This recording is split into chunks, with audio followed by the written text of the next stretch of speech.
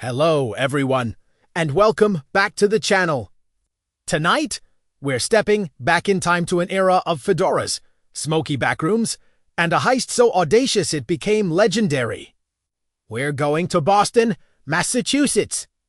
The date is January 17, 1950. Picture a cold, biting wind sweeping through Prince Street. Inside the seemingly impenetrable Brink's Incorporated building, the day's work is ending. Clerks are methodically counting mountains of cash, sealing bags, and securing deposit boxes. They are completely unaware that just outside, cloaked in the winter darkness, a team of men is about to execute a plan that will etch their names into the annals of crime history. At precisely 7:10 p.m., 11 figures, disguised in stolen uniforms and eerie Halloween masks, move with silent purpose through an alley. Their rubber-soled shoes make no sound on the icy ground. They are armed, determined, and focused on a single objective: pulling off the biggest cash robbery America has ever witnessed. 17 minutes later, they would disappear into the night, leaving behind no fingerprints, no witnesses, and a baffled police force. The haul, a staggering $2.7 million in cash, checks, and securities. To put that in perspective, that's over $30 million in today's money. The press wouldn't just call it a robbery. They'd dub it the crime of the century. So, how did they do it? How did they breach a fortress that was considered the gold standard of security? Brink's wasn't just any company.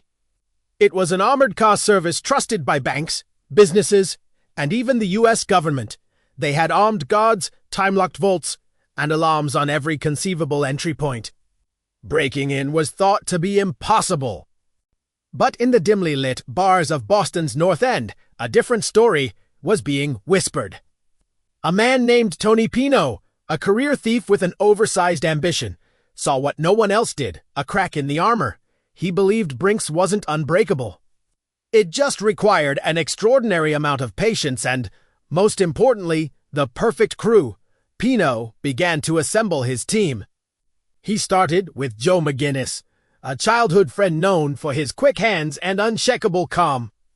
Then came Stanley Gucciora, a quiet master of safecracking. He recruited Specs O'Keefe, a volatile burglar whose love for money was matched only by his love for bragging about it. One by one, the crew took shape, a collection of Boston's underworld specialists.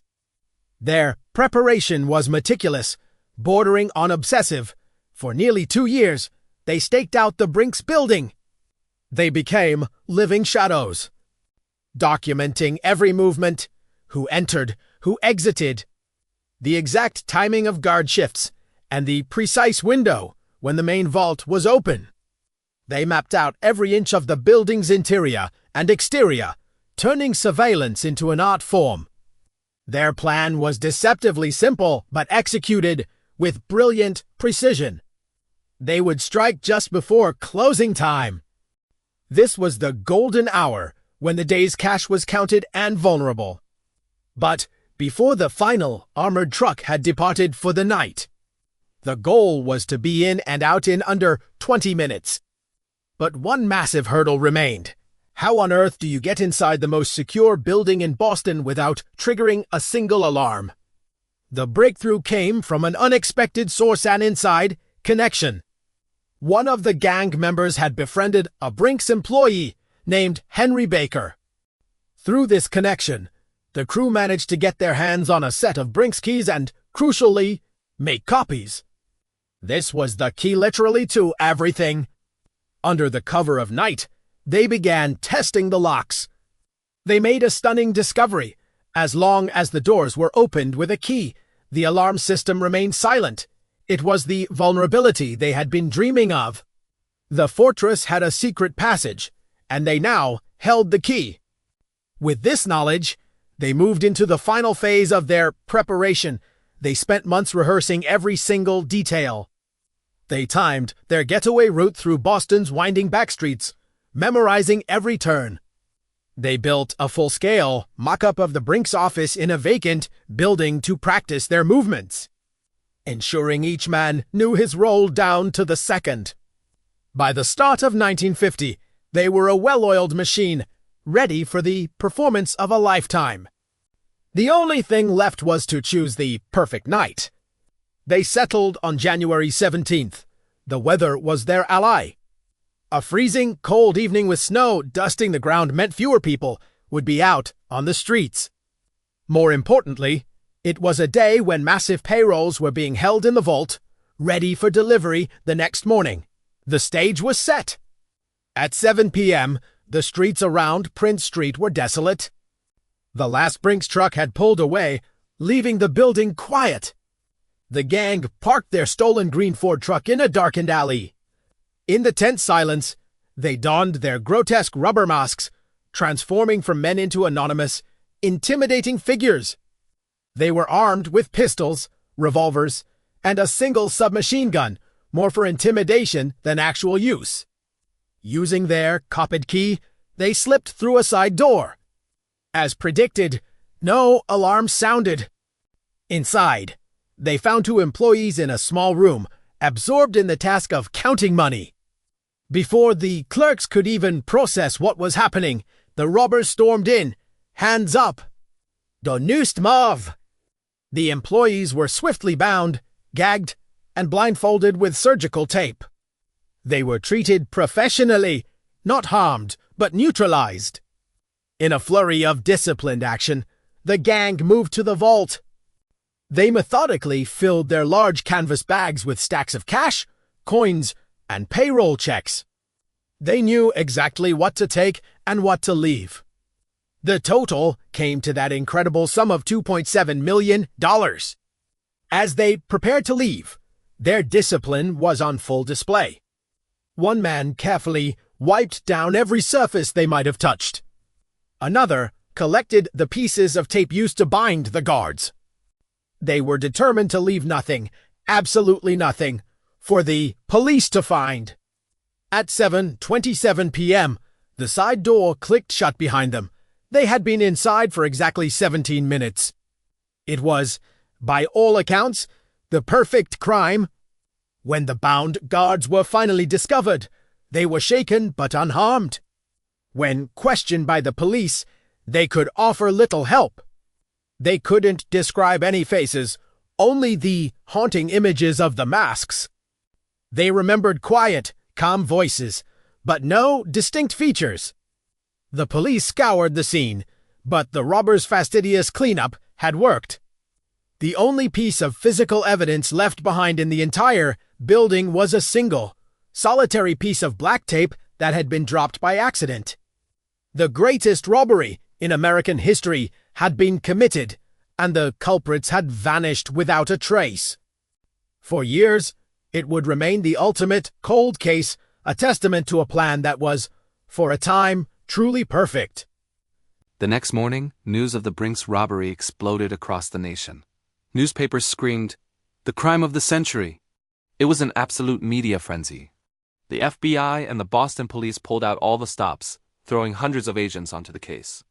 They conducted thousands of interviews, set up countless stackouts, but it was like chasing ghosts.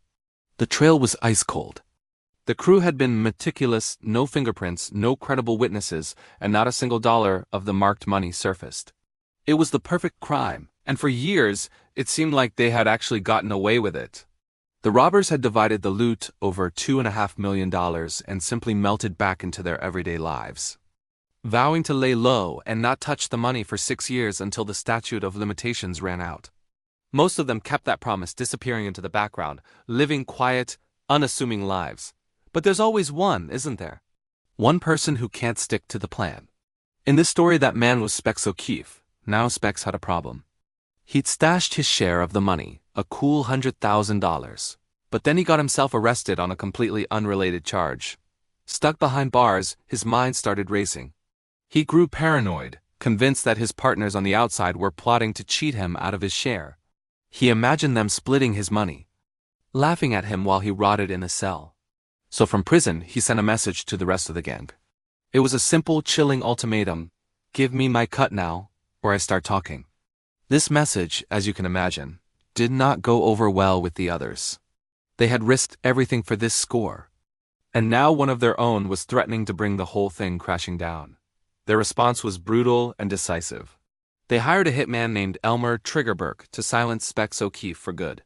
The attempt on his life was vicious, but incredibly, O'Keefe survived. Wounded and furious, lying in a hospital bed, he made a decision that would seal the fate of the entire Brink's gang. He was done playing by their rules. If they wanted a war, he'd give them one. He was going to take every single one of them down with him. This was the turning point the FBI had been praying for. With his life on the line, Specs O'Keefe was ready to make a deal. He sang like a canary, giving the FBI a masterclass on how the heist was planned and executed. He laid it all out for them. The names of everyone involved, their specific roles in the robbery, the locations of their secret hideouts, every single detail he could remember. It was the breakthrough of the century. Armed with this explosive testimony, federal agents moved swiftly.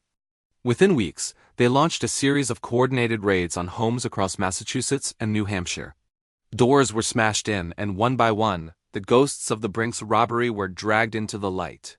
9 men were arrested, including the masterminds Tony Pino and Joe McGinnis. After 6 long, frustrating years, the perfect crime was finally solved. But there was one massive, nagging question that remained. The FBI had the men, but they didn't have the money. They managed to recover only a tiny fraction of the stolen cash, about $58,000 out of nearly $3 million. So where was the rest? To this day, no one knows for sure. It's rumored to have been hidden, spent, or even burned to destroy evidence. The bulk of the legendary Brink's haul simply vanished into thin air. The trial was a media circus. The courtroom was packed as prosecutors laid out the incredible story of the heist. Jurors listened, captivated, as they heard about the 2 years of meticulous planning, the countless rehearsals in the identical replica of the Brink's office, the custom-made disguises, and the split-second timing that made it all possible. They also heard about how it all unraveled. It was a classic tale of greed, paranoia, and betrayal. The very thing that brought the crew together, the pursuit of wealth, was the very thing that tore them apart. In the end, the jury found all of them guilty, and they were sentenced to life in prison. Justice had been served, or so it seemed. But here's the twist. Despite the life sentences, most of them were paroled after serving only a few years. When they walked out of prison as free men, the vast majority of the money was still missing, and its secret likely died with them. By the time the last of the Brink's robbers was released from prison in the 1970s, the heist had already become the stuff of American legend. It was immortalized in books, documentaries, and even a Hollywood movie, all painting this romantic picture of the perfect crime pulled off by a band of cunning anti-heroes. But the reality for the men involved was far from glamorous. The crime that was supposed to set them up for life did the exact opposite. Most of them died broke, bitter, or consumed by paranoia, constantly looking over their shoulders. The money didn't bring them happiness or freedom. It brought them ruin. It was a curse disguised as a treasure. In the end, the true story of the Great Brink's robbery isn't really about the missing millions. It's a powerful story about human nature. It's about how easily trust can be shattered by greed, how even the most brilliant plan can be undone by simple human flaws, and how a seemingly perfect crime can ultimately lead to a lifetime of despair. January 17, 1950, a job that took 17 minutes. A crew of 10 men. A score of $2.7 million. And it created a mystery that, even today, still echoes through the cold, dark streets of Boston. Thank you so much for joining me on this deep dive into one of history's most fascinating crimes. If you enjoyed this story and want to see more like it, please hit that like button and subscribe to the channel. It really helps us bring more of these incredible stories to you. We'll see you in the next video.